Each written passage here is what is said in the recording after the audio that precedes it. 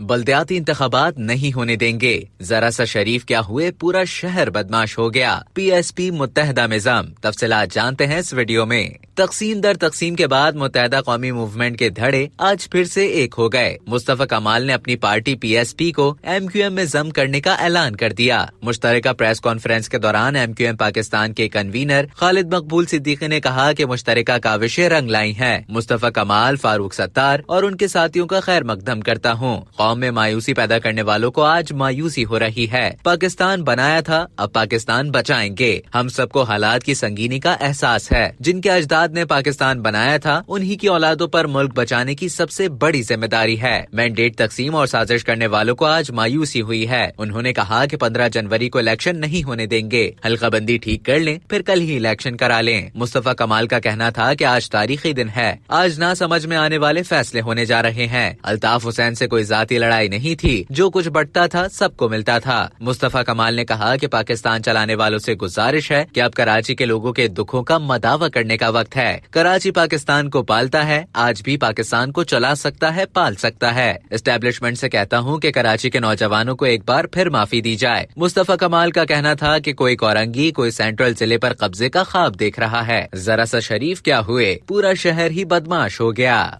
अब तक के लिए इतना ही। मजीद खबरों और न्यूज अपडेट्स के लिए डेली जंग के YouTube चैनल को सब्सक्राइब करें और Facebook के पेज को लाइक करना ना भूलें।